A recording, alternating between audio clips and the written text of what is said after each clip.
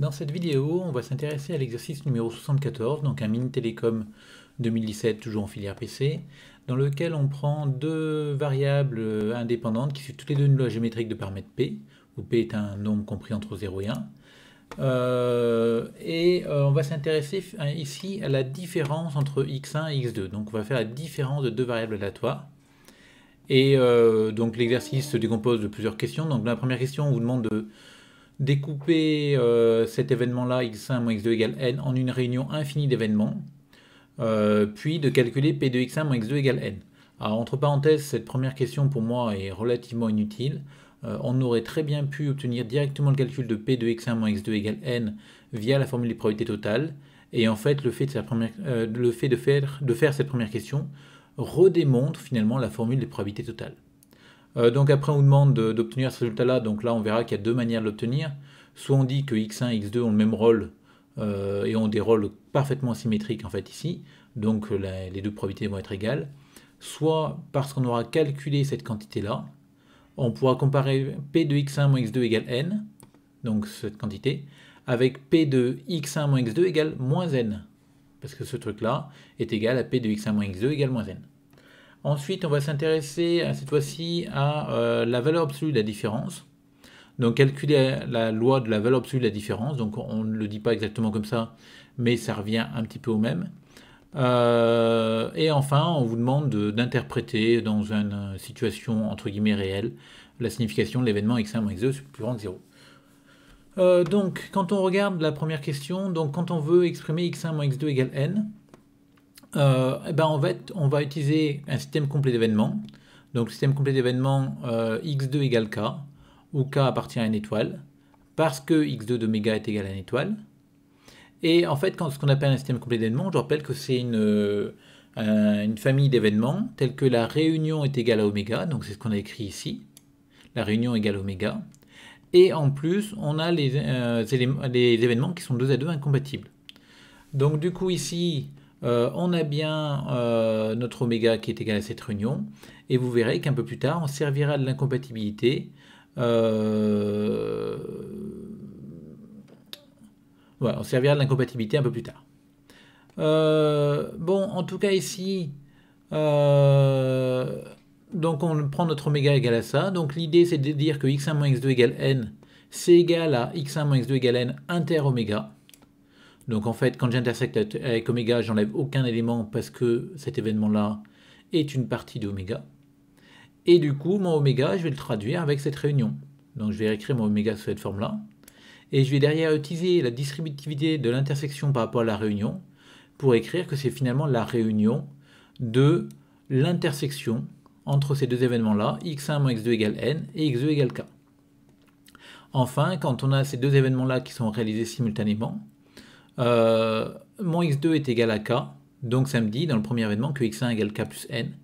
Et donc on réécrit cet événement-là sous la forme x1 égale k plus n et x2 égale k. Alors maintenant, quand on veut calculer du coup la probabilité de x1 moins x2 égale n, d'ailleurs, oui, une chose, là on avait dit que n était dans z, l'énoncé insistait bien sur le fait que n était un entier relatif. Dans cette première question, je ne vois pas du tout la difficulté de ça.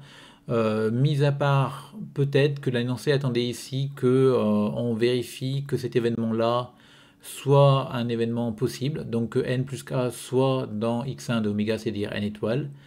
Mais je l'ai fait un peu plus tard. Bon, en tout cas ici, donc maintenant on vous demande de calculer p de x1 moins x2 égale n. Donc c'est la probabilité de la réunion qu'on a obtenue avant. Ces événements sont incompatibles. Alors pourquoi? Parce que justement les x2 égale k sont des événements incompatibles. Et vous remarquerez que cet événement en entier, il est inclus dans l'événement x2 égale k. Et comme les x2 égale k sont 2 à 2 incompatibles, ces événements-là seront eux-mêmes 2 à 2 incompatibles.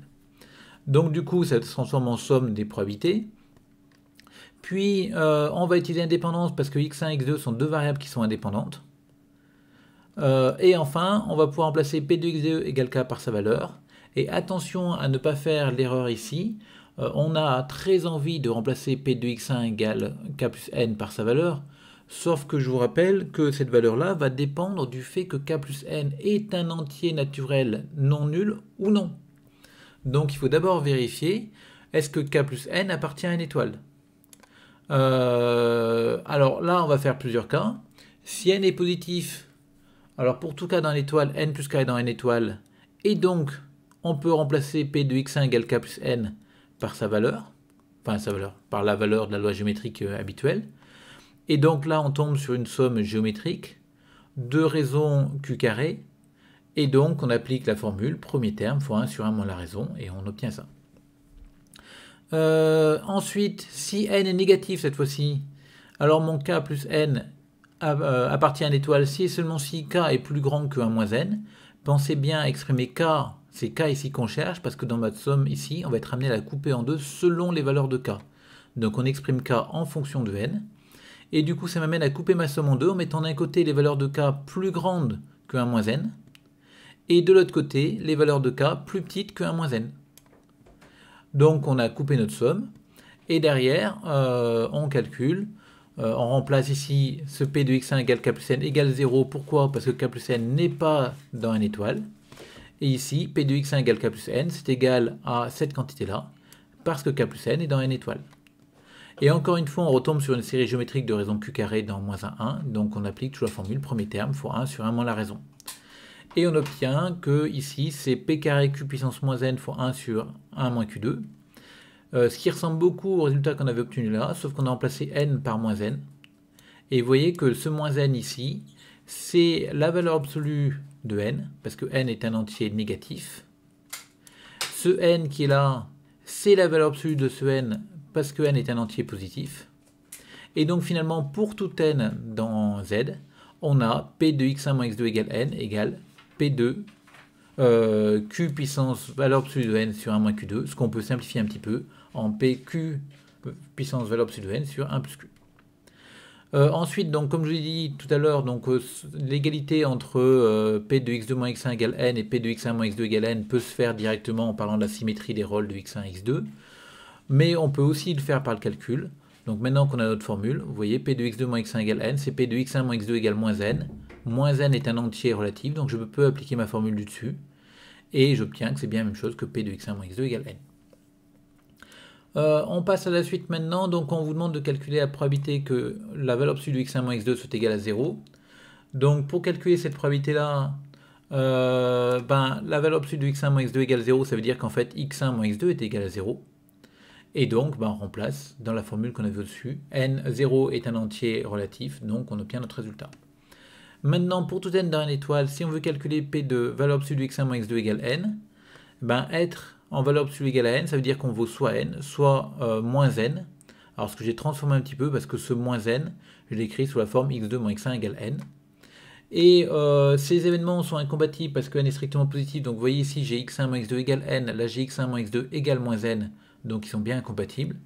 Et du coup, derrière, je calcule, ces deux probabilités-là, je les ai calculées, je remplace et j'obtiens cette valeur-là. Bon, pour la dernière question, qui est une question, à mon avis, qui a été posée en fin d'oral pour occuper les quelques secondes qui restaient. Donc, on vous dit que x1 x2 représente le temps d'attente à deux guichets de gare différents. Que signifie l'événement x1 moins x2 strictement positif? Donc, ça veut donc dire que ici, x1 est plus grand que x2. Et tout simplement, le temps d'attente au guichet représenté entre guillemets par x1 va être plus grand que le temps d'attente au guichet représenté par x2.